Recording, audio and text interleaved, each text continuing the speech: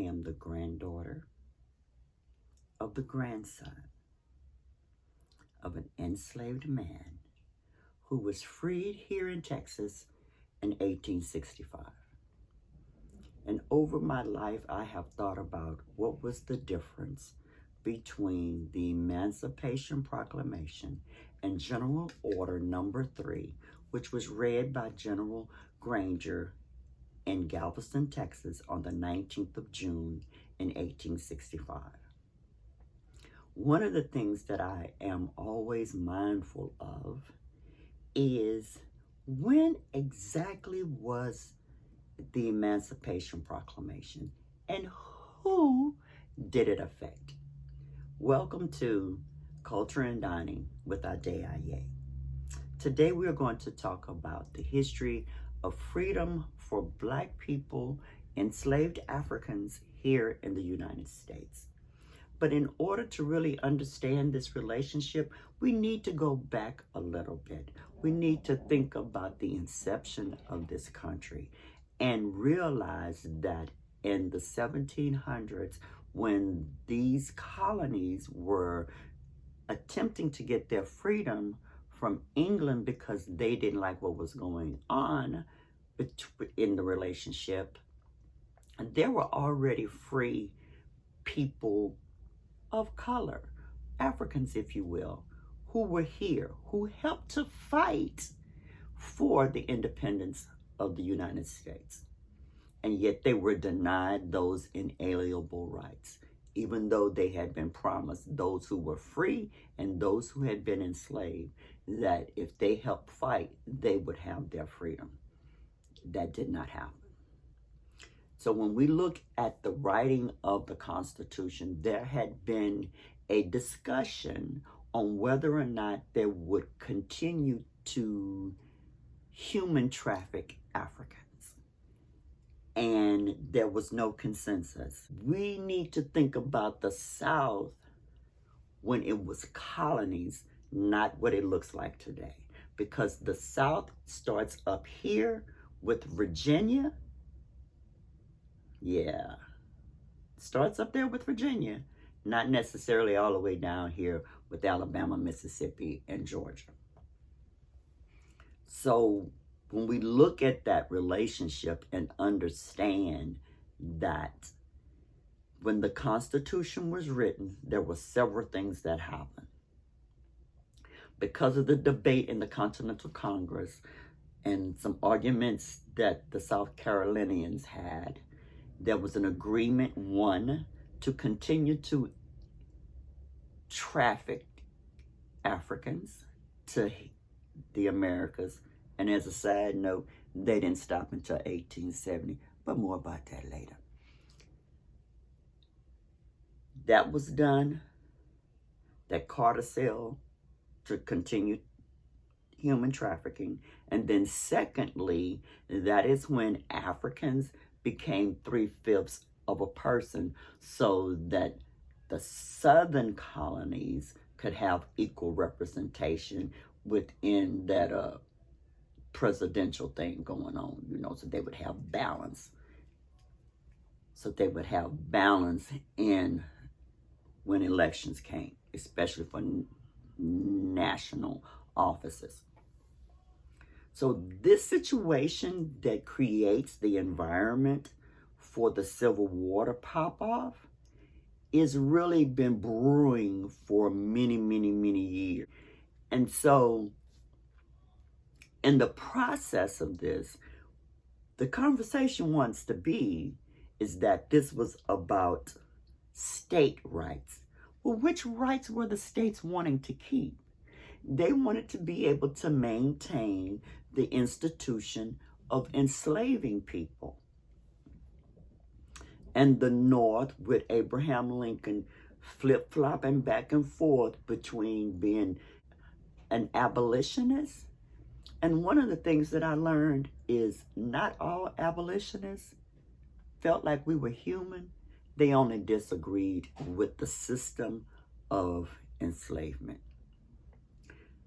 Abraham Lincoln wanted to be able to purchase all of those who were enslaved. give reparations to the enslavers, which they did, and to send Africans back to Africa. Well, because they've had a disagreement, and Abraham is trying to do this, that, or the third, and they've had a disagreement. And within this disagreement is something that Abraham does in September of 1862 as an executive order and exercising his presidential rights to do this. So this, what he created, is the Emancipation Proclamation. It is going into effect on January the 1st, 1863. I need to back up just a moment and talk about the split, because within the split you have what is considered the Union, then you had border states, and then you had the Confederacy down here. These border states are important because actually, if Abraham Lincoln really was the great emancipator, why did he not free the people who were enslaved in these border states? He didn't do that. He had the ability to do that because those border states were somewhat like an early Switzerland. They were neutral to some degree. So within these border states, Abraham did not free the people. What the Emancipation Proclamation did is free those who were enslaved in the states that had seceded from the Union. And as such, you had a state like Virginia, which was one of the southern states, that you had a little mix of both, those who wanted to succeed and those who didn't. And that is where we get West Virginia, because it comes in the Union within this conflict because they disagreed with it. Also, I want to share some background in regard to the state of Texas. Texas was a republic prior to becoming a state. With the separation of Texas from Mexico, that also was about the ability to continue to enslave Africans. In the early 1800s, there were Anglos who were migrating from the east to the west, and they were coming into Texas, then Mexico. And Mexico, like the colonies, wanted to be free of Spanish rule. So they had a war with Spain and won their freedom.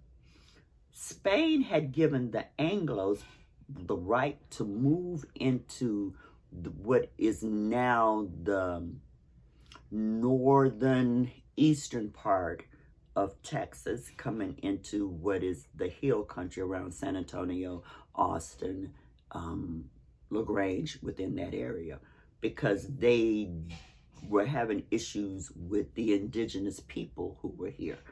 And so they allowed the Anglos to move in. They allowed them to bring their enslaved people with them. And when some different changes happened within Mexico, they then abolished enslavement. I believe it's 1826, 29. And the impresarios, the Anglos, wanted to continue to do that because they were coming into this space from Virginia, Tennessee, Georgia, but it seems mostly Virginia and Tennessee. So they wanted to bring their slaves with them. And they said, y'all got some here, you can't bring no more because we've outlawed that. And Stephen F. Austin's father was one of the 300, the original 300 who came into Texas. And they decided they were going to do what they wanted to do. Stephen F., after his father passed, became the impresario, and he went down into what is now Mexico proper and had a conversation and ended up getting put in jail because he sent a letter to disregard the orders that the Mexican government had sent. So now we got this whole big old war going on for Texas's freedom. The freedom to continue to enslave people. Not just state rights, not just human rights, but to continue to do that which went against the law. And as such, you had a battle at the Alamo. You had a big thing happen near here in Houston called the Battle of the San Jacinto, where they utilized a mulatto woman, the Yellow Rose of Texas, to get Santa Anna's mind off of what he was doing, and that's how he was captured. So understanding the background of the United States history and Texas history makes a big difference in understanding why the things that contribute to what we now call Juneteenth. So, again, let's just back up for just a hot second. What did the Proclamation 95 really do? What was General Order number 3? One is what we now know as the Emancipation Proclamation. It only actually freed those who were in the states that had succeeded. Did not free the border states, did not free the northern states, because Lincoln did not get that kind of, let's say, authority, even though it was a presidential proclamation. Foolish of me to think that he would or could or did. And General Granger's order, General Order number 3, which we now use as Juneteenth because it is when he came into Galveston. These are just my thoughts, and I thank you for spending a little bit of time with me a day in culture and dining with Adeye. Could you do me a favor? Like, share, and subscribe this.